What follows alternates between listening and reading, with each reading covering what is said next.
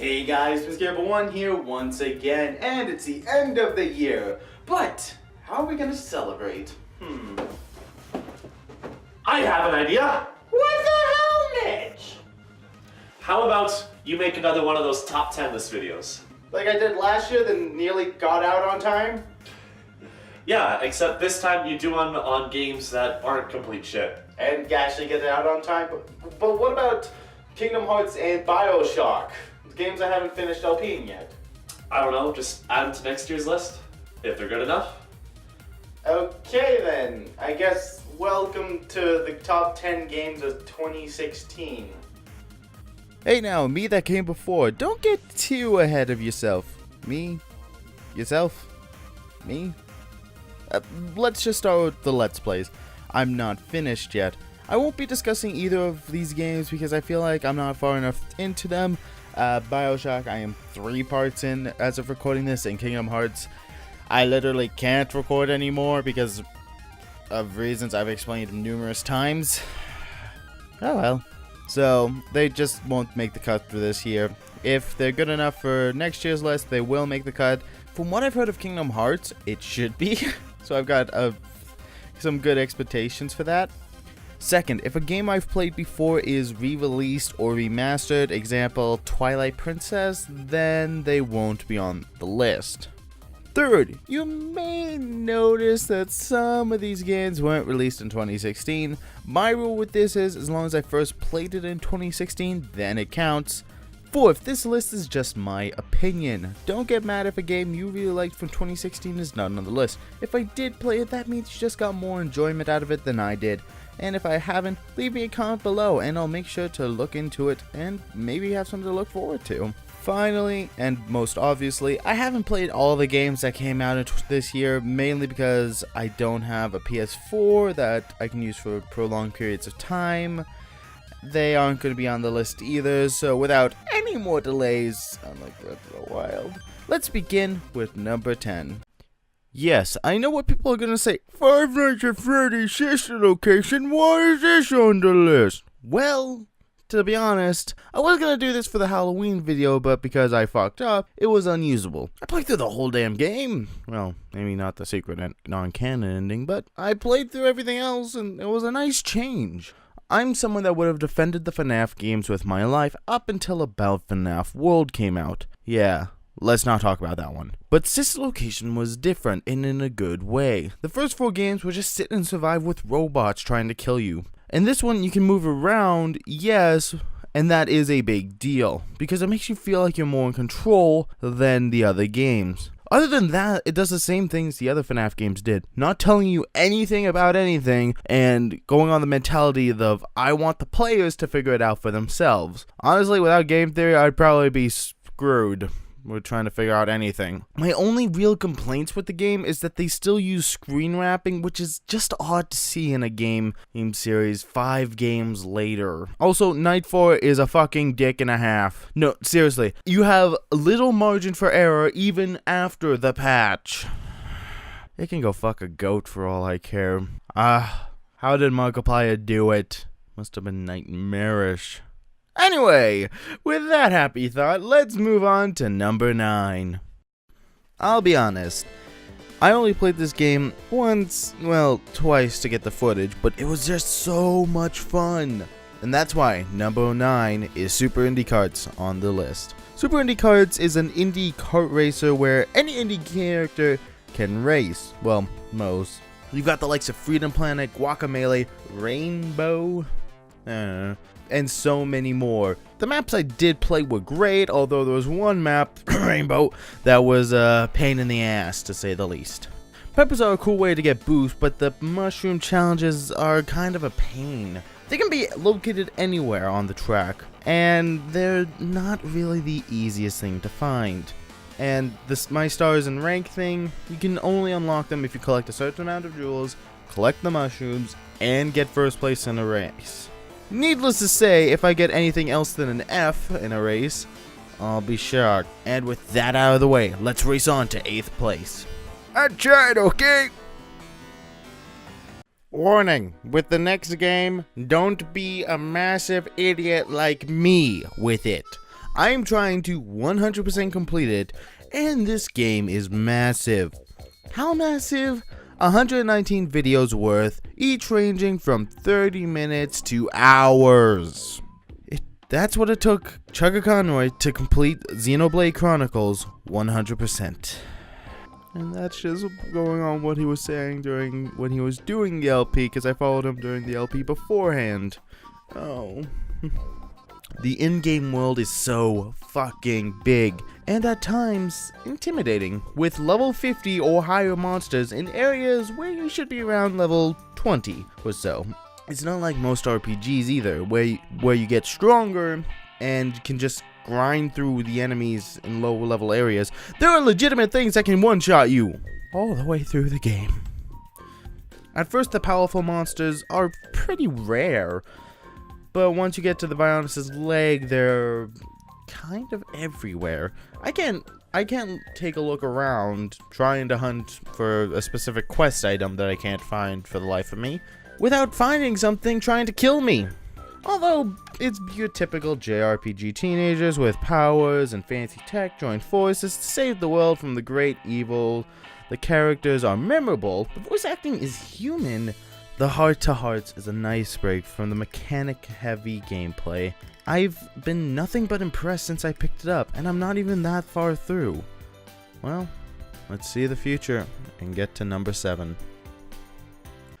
Ever wonder what it would be like to do something everyone would say is boring as fuck, then make it look so fucking badass everyone would be speechless with awe? If you said yes, then the Ace Attorney series is your series.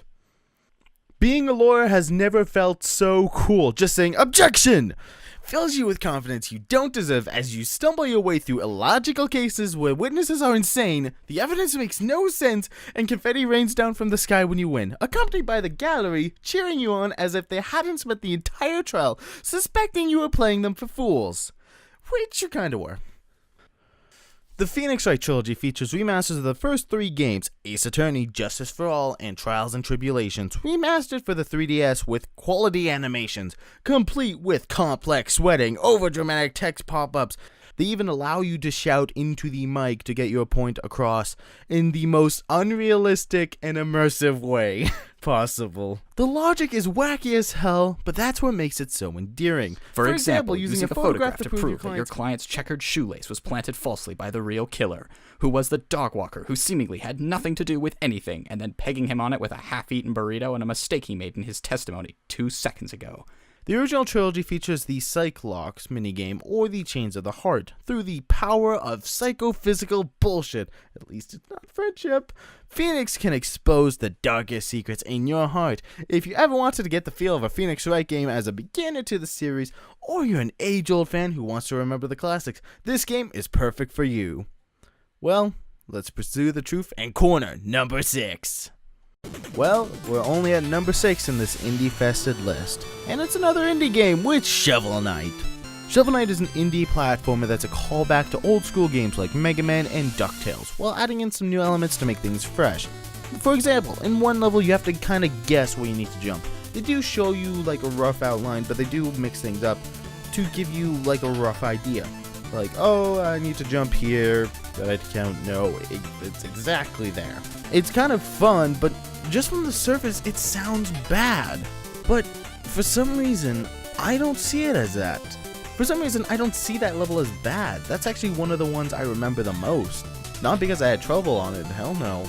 It was because it's how unique it was. The bosses are fantastic in how strategic they are. The only way to defeat them is watch their movements, learn their patterns, waiting to catch them unaware, much like the Mega Man X and Mega Man Zero series. Now what you're seeing is the PC version, however I played on my 3DS because I like to play on the go and it works so much better for my schedule. And honestly, I would say there's a definitive version, but just get it on anything. It's probably pretty damn good control-wise. Did I also mention the secret areas where you can get new items to help you get more loot? This is not the only way to get upgrades. There are health upgrades and mana upgrades you can get from meal tickets, where you can either find on the road or just buy from a goat who seems to have a lot of them. for some damn reason. The money in this game is more important than life itself. No joke. You don't lose lives when you die, you lose money. And you need money if you want to say more health or magic from the goat. Money is very important for that reason. And when you die, you lose a fairly sizable chunks, which makes all the more reason for you to want to get it back. And when it comes down to it, Shovel Knight is just a very good game with a great soundtrack. Jake Kaufman did a great job with it. Now let's shovel bounce. On to number 5. I'm sure I'm not the first to say that Splatoon did not look like the game I would like, but Versus by Josh Epson and Tyler Seedwall and Chugga Connor's LP later made me go pick it up. Actually, I think I picked it up around episode 4. He retweeted it. That was the happiest day of my life. And it's also on the list for this reason. The story mode, for lack of a better word, is kind of a giant tutorial, and you can kind of grind through it in an afternoon, but it's not really what you want to do. If you want to really enjoy the story mode, play 1, maybe 2, at most a world, and then play some online. That is really my best recommendation for that, which is where my only kind of complaint comes in. After level 4, you can be paired up with literally anyone, which is where the intense insanity comes in, where the pairing system is screwed and the Japanese players from my nightmares haunt the lobbies. But the diversity of the games that can be played are pretty good, from Rainmaker to Splat Zones to General Turf Wars, which is what everyone plays. It's pretty unique, and maps have a lot of little details that not many people pick up on, and everything kind of screams fresh, from even the shopkeeper saying before you hit level 4, "Yo, you're not fresh enough," where the composers created an entirely unique language to complement the post-apocalyptic backstory that makes the sunken trolls the real reason you play the story mode. It makes the game feel so much more immersive in its story, and makes you just lose yourself in the experience. Stay fresh with me as we move on to number 4. Oh, I wonder how many sexual innuendos I can make with this one. This game comes to us from the wonderful Honey Pop devs, and as one of my coworkers put it when I was telling them about the game, I'm a pimp in a cam horse simulator. And that's basically the best way to describe it. Honeycam Studios for number 4. And why is it number 4? Don't ask me. I honestly, right now, I don't understand what I saw in the game, but I enjoyed it enough to A, talk about it at work, which I'm kind of hesitant to do with most games, and B, 100% complete it. If my parents knew, they would be so disappointed. Honeycam Studios is like a mobile game where you have to micromanage literally everything. I kind of think of it as StarCraft, because I've heard that you have to micromanage that a lot, but instead of what you put your resources into and how you get them, you just send an errand girl to get smokes and drinks and sex toys. Yeah, that's something you do. Any game lasts about 2 hours, and the colorful world is nice to look at for that period of time. I don't get bored of it, honestly. The girls are so lovely and cute, with some personal favorites being Bae Aiko, Candace being one of the top level girls you can get in the game. Like I said before, the girls from Honey Pop return for a rerun of It's a Whore's Life, and adding on to some of the achievements, honestly, you can get them within your first few playthroughs. Like, some you'll have to master, like the Wolf of Ball Street achievement, which took me quite a few tries, and getting the Diamond Dick, you'll probably need to search it up like I did. And if you ever do get it, well, it's one of the hardest things you may ever get. And I'll stop now. Actually, no, I've got one more. But when you do, you'll have fun all night long. Okay, now I'll stop. On to number 3. Blizzard, Blizzard, Blizzard. How can you make 2 different kinds of games and both of them make it into the top 10, more or less the top 3, 2 years in a row? Do I even need to say the game's name? It's Overwatch. Overwatch is a first-person online game with no single player. I just described COD and Battlefield in one sentence. Overwatch is a team-based shooter, still describing COD. What the fuck? Okay, jokes aside. The characters are what make Overwatch, well, Overwatch. Or as some people called it when it first released, and still do to this day, TF2 with waifus. Overwatch has a diverse collection of heroes, from a Korean esports player to a robot monk. With the addition of Sombra, Overwatch has 23 playable heroes, each with their own unique backstory. The gameplay itself is not too unique, but what is unique is the amount of world building they did with no story mode, with trailers, quotes, and little in-game clues only. Blizzard constructed an entire backstory for each character, and for the world as a whole, from Genji the cybernetic ninja that was saved by Mercy, and Reaper, which I honestly don't know what the hell he is, who was also saved by Mercy. Mercy's really doing a lot of saving today. Personally, I would love to see a story mode added, but that's kind of just a nitpick from a guy who loves to play single players. Maybe as some kind of DLC. But now, it's time to blink our way into the second spot. This game was the first one in a while to make me feel like a genuine monster. If you saw my LP of Undertale, you would understand why. Undertale is my obvious number 2. Every now and again, a game comes along and blows every other game out of the water. But as a game, Undertale doesn't seem that special. But the more you play it, the more you realize that it is one of the few truly original anythings made today. The gameplay glorifies and mocks everything from RPG puzzles by promoting great difficulty, then delivering you a word puzzle, turn-based battle system where the enemy will politely wait for literal minutes on end for your ramen noodles to boil in a microwave you magically produced from your pocket.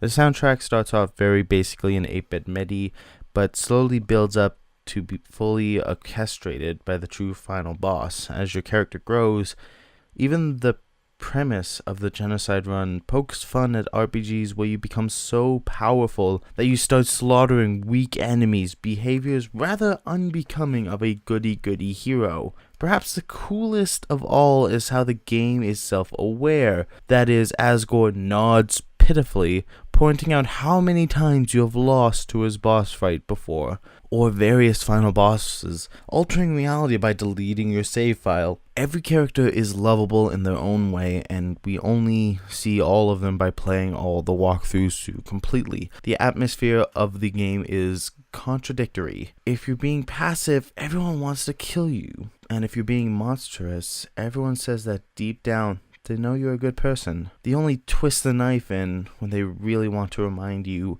how much of a monster you are.